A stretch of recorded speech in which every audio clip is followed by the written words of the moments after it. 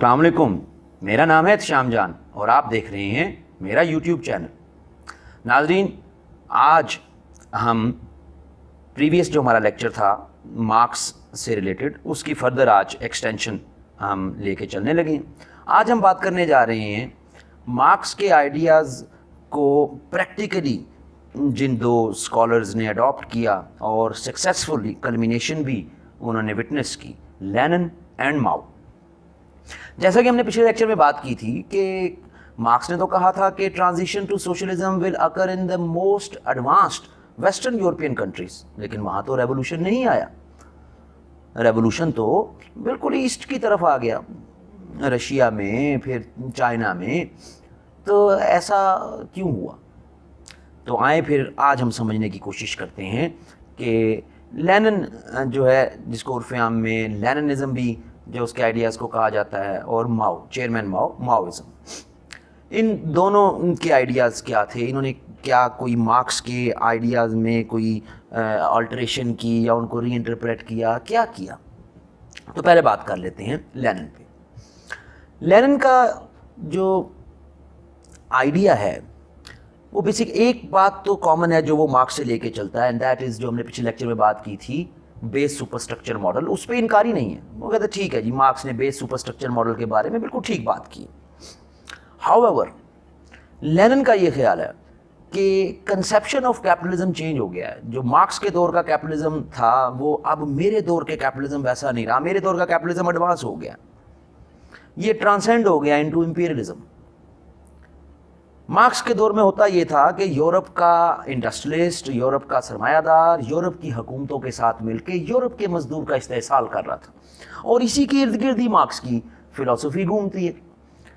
میرے دور میں یہ ہو رہا ہے کہ یورپ کا سرمایہ دار کمپنی فیکٹر بنا، کمپنیز بنا کے یورپ کے حکمرانوں کے ساتھ مل کے دور دراز کے علاقوں میں جا کے پھر ایکسپلائٹیشن کر رہا ہے، وہاں سے ریسورسز ایکسٹریکٹ ہو رہی ہیں، وہ ریسورسز جو ہیں وہ پھر یورپ کی آبادی پر انویسٹ کیے جا رہے ہیں۔ تو جناب اب ویسٹرن یورپ میں انقلاب نہیں آئے گا۔ ویسٹرن یورپ بن گیا ہے کور کی کوالٹی آف لائف بہتر ہو گئی ہے، لوگوں کو روزگار مل رہا ہے، حالات بہتر ہو رہے ہیں، تو یہاں پر جناب انقلاب نہیں آئے گا۔ تو انقلاب کہاں آئے گا؟ انقلاب آئے گا پیریفریز میں۔ کور پیریفری ریلیشن لینن کا بڑا مشہور آئیڈیا ہے۔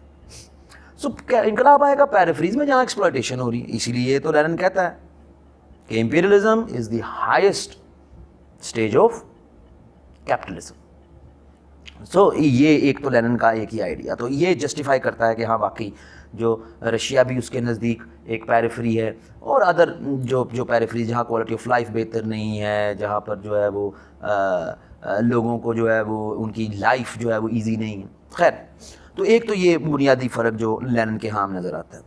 دوسری بڑی بات، دوسری جو امپورٹنٹ بات ہے وہ یہ ہے کہ مارکس کے ہاں importance of a political party, کہ انقلاب کے لیے ایک پولیٹیکل پارٹی کی ضرورت ہے، یہ مارکس کے ہاں بات ایکسپلیسٹلی لکھی ہوئی نظر نہیں آتی۔ لینن نے آ کے یہ چیز انٹروڈیوس کی۔ لینن نے کہا جناب کہ انقلاب تو لانا ہے، اب انقلاب لانا ہے تو آپ کو ایک پارٹی بنانی ہے، ایک ریولوشنری پارٹی بنانی ہے، جو اس نے رشین کانٹیکسٹ میں بنائی۔ اسی رشین پارٹی نے، جن کو عرف بولشوکس کہتے ہیں عرف عام میں، وہی انقلاب لے کے آئے۔ پھر جناب مارکس کے نزدیک ایک وقت آئے گا جب کلاس لیس اینڈ اسٹیٹ لیس ہو جائے گی سوسائٹی۔ مارکس کے ہاں ہمیں اسٹیٹ کا ایمفسس اتنا زیادہ نہیں ملتا، بلکہ ملتا ہی نہیں۔ ایک جو آئیڈیل کمیون کا سٹرکچر ہوگا اس میں اسٹیٹ فیڈ اوے ہو جائے گی۔ لینن کے ہاں، لینن کا یہ خیال ہے کہ جو ریولوشنری سوشلزم جو پہلی سٹیج ہے کمیونزم کی طرف جانے کے لیے، اس کے لیے اسٹیٹ کا رول جو ہے وہ انڈسپینسبل ہے۔ اسٹیٹ کی ہی لیڈرشپ جو ہے وہ اپنا رول پلے کرے گی۔ ایسا نہیں ہے کہ وہ ایبسولوٹ کمیون کا حامی نہیں ہے، وہ کہتا ہے کہ اوور وکٹری ان یو ایس ایس آر از اوور ہاف وکٹری، یعنی اب ہم اس کو باقی دنیا میں بھی لے کے جائیں گے لیکن پہلے یہاں مضبوط کریں گے۔ اسی بات پہ لینن کا اور ٹروٹسکی کا اختلاف بھی ہے۔ ٹروٹسکی بھی مارکسسٹ ہے۔ ٹروٹسکی جو ہے وہ یہ سمجھتا ہے کہ جناب اسٹیٹ کو اگر آپ امپاور کریں گے تو آپ پھر سلو سٹارویشن لوگوں کی سٹارٹ کر دیں گے۔ اسٹیٹ کو زیادہ پاورفل بھی یعنی کہ وہ نہیں ہونا چاہیے۔ خیر وہ ایک ضمنی جو ہے وہ ڈبیٹ ہے۔ سو لینن बिलीव करता है कि बेस सुपरस्ट्रक्चर मॉडल ठीक है, लेनिन बिलीव करता है कि मेहनतकश उठेंगे लेकिन एक पॉलिटिकल पार्टी, एक रेवोल्यूशनरी पार्टी बना के उठेंगे, स्टेट के रोल को यकसर तौर पर जो है वो नज़रअंदाज नहीं करता है, कोर पेरिफेरी रिलेशन का स्ट्रॉन्ग एडवोकेट है। ठीक है जी, ये बुनियादी आइडियाज़ जो हमें लेनिन के यहाँ से मिलते हैं। अच्छा, अब इसमें एक और मज़े की बात, concept of private property marks के यहाँ है जी? नहीं है। ठीक है, लेनिन क्या करता है?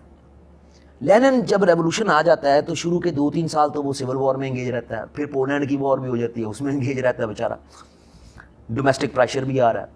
तो हमें लेनिन 1921-22 का जो लेनिन है वो हमें नज़र आता है कि वो ग्रास रूट लेवल पर लिमिटेड ओनरशिप जो है वो यूएसएसआर में अलाउ कर देता है। तो क्या ये ट्रेडिशनल जो मार्क्सिस्ट स्कीम है उससे हटके नहीं है? बिल्कुल हटके है, लेकिन नीड ऑफ द टाइम थी। खैर, ये एक रिलेटिव बात थी। समझाने की बात ये कि कोई भी पॉलिटिकल फिलॉसफी या थ्योरी वो जो उसका एक्सपोनेंट है उसने तो वो दे दी, उसके बाद जो अगले उसको अप्लाई करने वाले होते हैं वो उसमें थोड़ी बहुत फ्लेक्सिबिलिटी बनाते रहते हैं। टाइम बदलता रहता है, हालात बदलते रहते हैं, सर्कमस्टांसेस बदलते रहते हैं, बिहेवियर बदलते रहते हैं। Time and space political philosophy में, इंटरनेशनल पॉलिटिक्स में बहुत इंपॉर्टेंट रोल प्ले करती है। इसी की मैनिफेस्टेशन, ये जो हमने बातें की, behaviour, time and space, circumstances, इसी की मैनिफेस्टेशन आगे हमें चेयरमैन माओ के आइडियाज में भी मिलती है। माओइज्म देखें जी, उर्फ़े आम में ये समझ लिया जाता है कि लेनिन वायलेंस का बड़ा हामी था, इनकलाब लेके आया। ऐसा नहीं है। लेनिन का इनकलाब कोई वॉरफेयर का इनकलाब नहीं है। बोल्शेविक रेवोल्यूशन, ठीक है, 1-2 एपिसोड उससे बहुत पहले ब्लडी संडे हो गया, लेकिन वो भी बहुत पहले की बात। पॉलिटिकल स्ट्रगल थी, ideological and political struggle. Chairman माओ जो है वो बेस सुपरस्ट्रक्चर का बिलीवर है, वो ठीक है जी, उससे इनकारी नहीं। चेयरमैन माओ रेवोल्यूशनरी पार्टी का भी हामी है, लेनिन से आइडिया डिराइव्ड हो गया, ओके ठीक है। लेकिन chairman Mao ideological and political struggle को रिजेक्ट नहीं करता, ज़रूरी है, लेकिन इससे ज़्यादा emphasis arm struggle, conception of violence हमें चाइनीज़ रेवोल्यूशन और चाइनीज़ जो कम्युनिस्ट मॉडल है उसमें ज़्यादा नज़र आता है। इसलिए हम देखते हैं कि चेयरमैन माओ ने रेड आर्मी बनाई, लोग इकट्ठे कि पूरे चाइना का लॉन्ग मार्च किया, गुरिल्ला वॉरफेयर इनिशिएट की चिंग काई शेक की गवर्नमेंट के ख़िलाफ़, बेटे भी मरे उसके, लेकिन उसने जो है वो एक आर्म स्ट्रगल, सो हमें वायलेंस का जो तस्वर है एक आइडियल कम्यून बनाने के लिए वो माओइज्म में हमें ज़्यादा मिलता है, चेयरमैन माओ के यहाँ। सो ये छोटे छोटे डिफरेंसेस हैं, लेकिन एसेंशियल आइडिया जो है वो तो बेस सुपरस्ट्रक्चर मॉडल, मेहनत कश एक हो जाओ।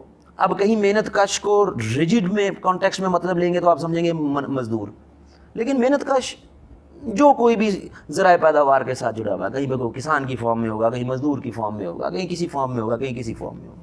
ये एसेंशियल आइडिया तो हमें वो मिलता है लेनिन के यहाँ भी और माओ के यहाँ। अब याद रहे, अक्सर हम ये कर देते हैं इंटरनेशनल रिलेशंस में भी और पॉलिटिकल फिलॉसफी में भी कि 49 के बाद जो चेयरमैन माओ डेवलपमेंट्स करते रहे उनको भी हम जो है वो इंटरनेशनल रिलेशंस में इनकम्पास कर देते हैं। ऐसा नहीं करना। मसलन ग्रेट लीप फॉरवर्ड, उनका कंसेप्शन ऑफ जो रेवोल्यूशन था माओ साहब का 1964 का। अब ये जो रेवोल्यूशन का आइडिया, ये ग्रेट लीप फॉरवर्ड का आइडिया, ये सारे डोमेस्टिक पॉलिटिक्स की, हाँ पॉलिटिकल फिलॉसफी में आप इनको यूज़ करेंगे कि कैसे उन्हें अपनी कंसोलिडेशन ऑफ पावर करने की कोशिश की, लेकिन इंटरनेशनल रिलेशंस के कॉन्टेक्स्ट में उसकी ज़रूरत नहीं। खैर, माओ के यहाँ स्टेट की इम्पोर्टेंस है, लेकिन ये तो लेनिन के यहाँ भी है। तो फ़र्क कहाँ पे आया? फ़र्क ये आया कि लेनिन के यहाँ ठीक है हमारी रशियन स्टेट भी है, इसको भी फोकस करेंगे और साथ हम कम्युनिज्म को एक्सपैंड करने की भी कोशिश करेंगे। चेयरमैन माओ के यहाँ یہ ہماری کمیونزم، ہم اپنے کمیونزم کو چائنا کی چار دیواری میں ہی رکھیں گے، ہمارا کوئی ایکسپینشنسٹ جو ہے وہ ایجنڈا نہیں ہے.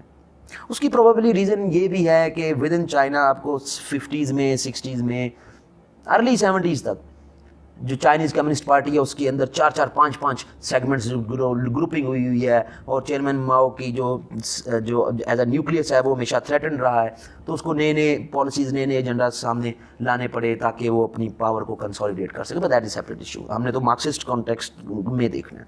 تو جو کامن چیز دیکھی ہم نے، وہ کامن چیز ہمارے پاس یہ آ گئی ہے کہ ریولوشن کا آئیڈیا چینج ایک ریولوشنری سوشلزم کے ساتھ جڑا ہوا. اچھا آخری باتیں کر لیتے ہیں. بات یہ ہے کہ ہمیں اکثر بیٹھے ہوئے کہیں انٹرویوز میں یہ پوچھ لیا جاتا ہے جی کمیونزم اور سوشلزم میں کوئی فرق ہے؟ بندہ کہتا ہے ایک ہی جو چیز ہے، کیا فرق ہو سکتا ہے؟ یا کچھ جو ہے وہ سمجھتے ہیں کہ جی نہیں یہ تو علیحدہ علیحدہ ہے. ایک سینٹینس میں آپ کو بات ساری سمجھا دیتے ہیں. آل کمیونسٹ آر سوشلسٹ. تمام کمیونسٹ وہ سوشلسٹ ہی ہوگا. however all socialist cannot be communist. تمام سوشلسٹ ضروری نہیں ہے کہ وہ کمیونسٹ ہوں. سوشلزم 17-18 تو مین ویریشنز ہیں، اور ان میں سے ایک ویریشن ہے ریولوشنری سوشلزم. اس ریولوشنری سوشلزم جو وہ پہلی سٹیج ہے ایک ایبسولوٹ کمیون بنانے کی. سوشلزم اسٹیٹ کے رول کو ریجیکٹ نہیں کرتا.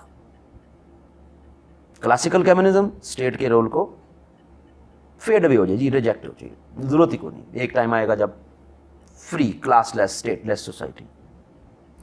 Socialism other indicators other than economic factor, religion, society and other superstructures جو بھی ہیں، ان سب کے رول کو بھی ریکگنائز کرتا ہے کسی بھی فارم کا socialism. Communism other than economic factor باقی کسی بھی سفیر کے رول کو ریکگنائز نہیں کرتا، رادر وہ سب سرو کرتے ہیں یا سب ڈیرائیوڈ ہیں out of the interpretations of economic factor.